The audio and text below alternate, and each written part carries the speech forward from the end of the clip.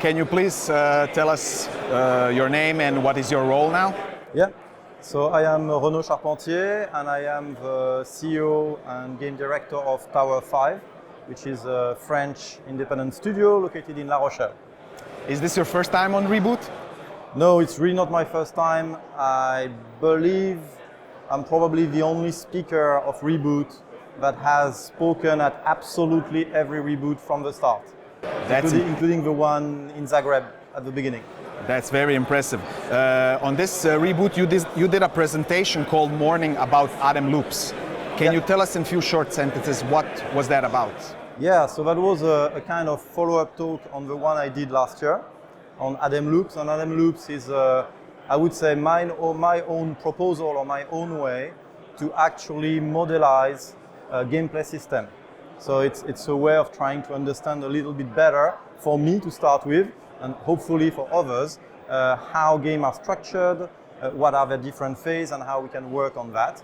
So I did that last year.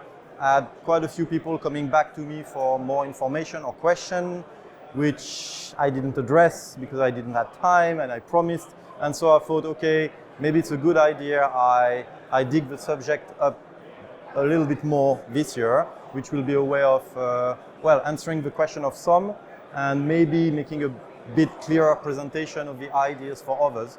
So that's what I did this year. Okay.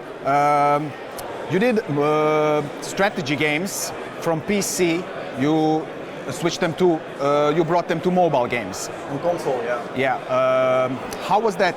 What were the biggest challenges for that? That was a very interesting one because the strategy genre was really born on PC.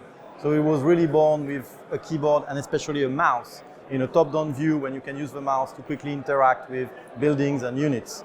And that's a bit related to the talk I've done. If you manage to modelize what actually is a strategy game, what it asks the player to do, then hopefully you can change the means of interaction with the game and keep the strength of that gameplay pattern. And that's what I've done, especially effectively for both touchscreens and also for consoles. So the first game we did with Tower 5 was Longsword Winter Chronicle, and it's a rather classical top-down RTS, but entirely thought and adapted for a game controller.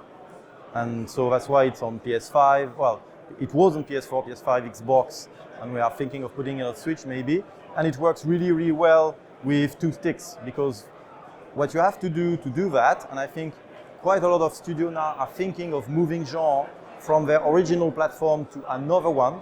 And actually, I believe it can always be done if you rework basically what I call the acquisition and the execution phase correctly. So basically, more simply, if you work well on how you pass the information to the player, because probably you need to pass it differently, and more importantly, even if the verbs, the action verbs that you do in the game is the same, because it's still the same genre, RTS for us, or a shooter for others, you need to find really new way and well-working way to actually give those commands with the input device you have at hand.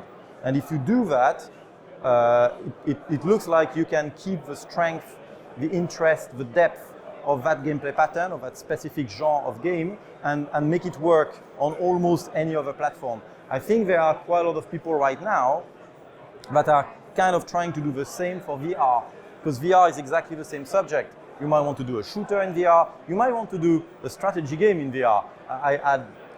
Would be an interesting challenge, I think, and something I would like to work on. So, but you're like, okay, we're in VR, so clearly we don't have the same means of basically understanding the world. In VR, it's better because you see all around you. You have a question of distance. So compared to a flat screen, you have more information. So surely we could use that as a strength to adapt the subject. And at the same time, there are controls in VR that in some ways are more limited than what you would have with a controller or with a mouse and keyboard. So it means probably we can play the strengthening card of it's VR, so we see more. But on the other hand, the controls and the movement of the character, for example, is a bit more limited, so we have to balance that and be clever. But I'm pretty sure, and some games already proved it, because you have great shooters on VRs already, especially, for example, even the experiment that Valve has done was excellent. And I think many people are going to have the challenge which we had and could use maybe a bit of the modelization that I proposed to effectively keep what is strong and manage to not just transfer it, but completely adapt it to a new paradigm, a new platform with different information mechanism and different tools. So many people must be looking at transferring those things, especially on VR right now. And it's good, it's great. It will give us new games that we have never played and potentially are going to be very interesting too. Thank you very much, because that was just what I was about to ask. VR in strategy games. Yeah. Thank you. So let's come back, let's go a little bit to the past. You worked on a really, really popular game back in the days called 13. Yeah. And later, Borderlands came, which is a really similar game in its art form. Yeah. How did that work? How did that Well, that's interesting. came together? Yeah, that's interesting because I think there is kind of, it's very good in art, because I consider video game as art. You had a kind of cross-pollination around this. So the first 13 game released in the 2002 or 3. Yeah. So way before Borderlands. And it was one of the first games to really have this hand-drawn and cartoon look shader with basically, the trick of all of that is to basically have drawings in the albedo of a texture. So the artist, instead of relying only on the lighting to have some, to be able to see the jawbones or a shader on your cheek, you're actually going to have the artist drawing a black stroke in it, like you would do in a comics. But you will keep that in the albedo and render that on the character, on the texture of the character. So that's the main trick, graphical trick, technique that these games are using. And it's interesting because 13, it was not the only one. You had games like Jet Set Radio that did that even before, starting to do that loop. It sometimes is called also using cartoon shading, or cell shading, because anyway. So this mix of cell shading and drawing in the albedo started way before Borderlands. Then Borderlands did it, and did it at the start better because they had better technology, and it was the art direction. They developed that, and they proved that it gives a very specific style that worked very well for them. And then we actually worked on remaking 13 to a modern standard. And by doing that, yes, we looked at what they did, and you had this back of, okay, it existed, 13 was doing it, then they pushed it. What have they done, especially for rendering of shadows mixed with that? So we looked at it, and it had an influence on how we actually remade 13 in the end. So I think it's the way it should work, and it has always worked in art. No one is proprietary of an idea, and you can always learn from the execution or the use of that idea by other people. So 13, that story is quite funny. 13 probably, I mean, you would have to ask them, but 13 was probably part of a group of games that influenced the art style of Borderlands, and then Borderlands had an influence on the art style of remaking 13. So it's interesting look. Yeah. Is 13 maybe your most loved project, or if it's not, which is it? I mean, which project is your favorite? I'll be honest, the most beloved project, at least not that I've worked in my entire life, but I would say that I've worked my entire life, is effectively the game we are doing right now. So that's Empire of the Ants, which we do for all platforms using Unreal 5. And it's a very challenging project, very daring project, but it's really fun and interesting to do. So it's one of the most interesting projects I've worked on, hopefully, because this time I kind of decide what the project is, so I would be crazy to do something I don't like. So it's really mixing all of the things that in the studio we know and like.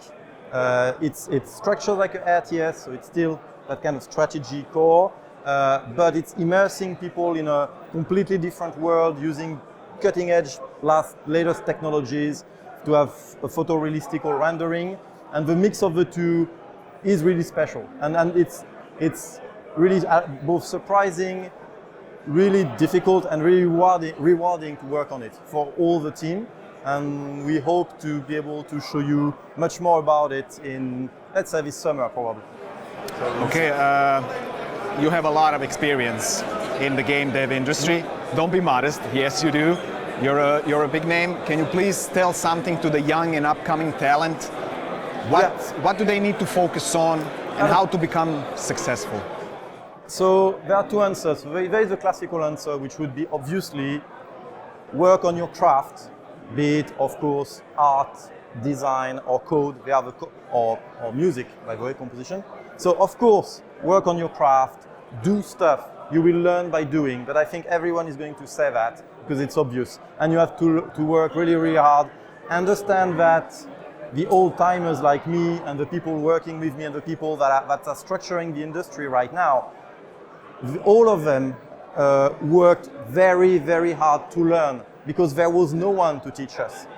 Everything we are doing, like 3D Arrive, no one knew how to do 3D games. Online Arrive, no idea about that. So we had to overwork, and sometimes, to be honest, it was detrimental to our lives. I mean, it was really like a passion, and sometimes for some of us, sadly destructive. So we had to work a lot to do that. So you want to escape that because the industry is always changing, the technology are always changing. So you should look at everything that is happening and work a lot to do that. But that would be work a lot to be relevant, to be really comfortable with it. It's a bit like a painter. You need to master your brush stroke. Or if you are, I think the best example is a musician. You can't be Jimi Hendrix if you're not completely comfortable with your guitar. You won't be completely comfortable with your guitar if you don't spend 7 or 10 hours a day on it for years. You can't cut the corner. You have to do that. But my message to them, because I think that's what made the difference between some of us, is you shouldn't have a tunnel vision on that. Whatever your craft is, you should look a bit around for people doing the same type of art. So if you are a programmer, you should be interested in science. Look at what is happening in science, learn more about mathematics, learn more about physics. It will help you to become a better programmer, because if you start being interesting, maybe you are a gameplay programmer, you don't do rendering, but if you start being interesting a bit of, oh, there's all of this matrix calculation and physics I never touch, but because I'm not doing the physics engine. But if you learn a bit more on that and you look at the math that is behind, it is going to make you a stronger programmer because you'll be more comfortable with science. If you're an artist, don't look just at video game art, which is obvious, and if you did an art school, they probably push you to do that, but continue looking outside and in the past. Be interested in the grandmaster painters of the past, because they can teach you something. Look at other forms of art, sculpture, modern art. Be interested in the wider, I would say, container of your domain, because there is a lot to learn, and it's the same for designers. Because I'm doing game design, there's nothing outside. First, there's not only video game design, there is tabletop design, which is very difficult, a great school where you have to be very minimal and very efficient. So play them, look at the best one, look what they do.